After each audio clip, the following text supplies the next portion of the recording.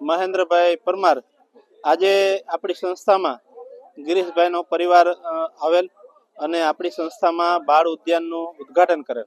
બાળ ઉદ્યાનમાં ગિરીશભાઈના પરિવાર દ્વારા અલગ અલગ રાઇડ્સ મૂકવામાં આવેલ અને બાળકોને જે ઉપયોગી થાય, બાળકોનો શારીરિક અને માનસિક વિકાસ થાય એવી અલગ અલગ રાઇડ્સ મૂકેલી. આજે તેમના દીકરા પાર્થભાઈનો જન્મદિવસ હોય, જન્મદિવસ નિમિત્તે આજે વિશેષ કાર્યક્રમ રાખવામાં આવેલો. આજે આ બાળકો માટે બાળ ઉદ્યાનનું ઉદ્ઘાટન તો કરેલ છે, પણ સાથે સાથે સમાજના શ્રેષ્ઠીઓ પણ હાજર રહે.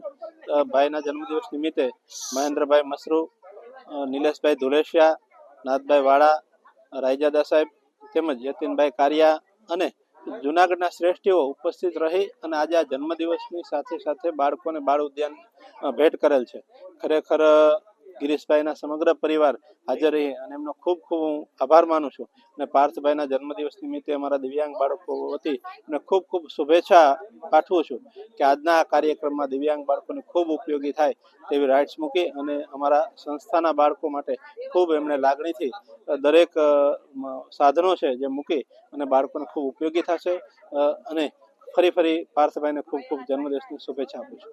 આજનો દિવસ તો અમે ભગવાન આયરે ઉજવતા હોય ને એવું લાગ્યું છે. અને હજી તમે જે શબ્દ બોલ્યો ને એ શબ્દમાં આજે મારા સને ફેરફાર કરાયો કે દિવ્યાંગ નથી બોલવાનું, હવે કુદરતના નજીક જે છે ને એ અહીંયા રહી છે.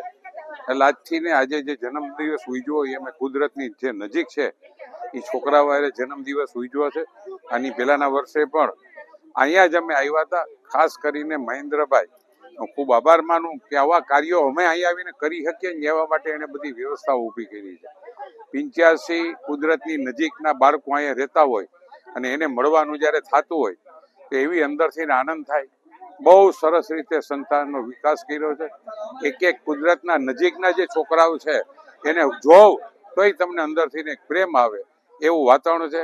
આજે ખૂબ જ સરસ છોકરાઓ રમી એક આવા ચકડોળો થી માંડીને હિંચકા થી લસરપટ્ટી થી માંડીને હરેક સાધનો જે આપણા ઘરમાં રૂપિયાવાળાના ઘરમાં જે છોકરાઓ આનંદ કરતા હોય ને એવો જ આનંદ આ છોકરાઓ પણ કરશે. ફરીને મહેન્દ્રભાઈ એનો આખું ગ્રુપ ખૂબ આભાર માનું કે અમને આવી સેવા કરવાનો એ મોકો મળે. સાંજ સમાચાર ફેસબુક પેજને લાઇક કરો, વિડીયો શેર કરો અને વધુ વિગતવાર સમાચાર માટે sanssamachar.net વિઝિટ કરો.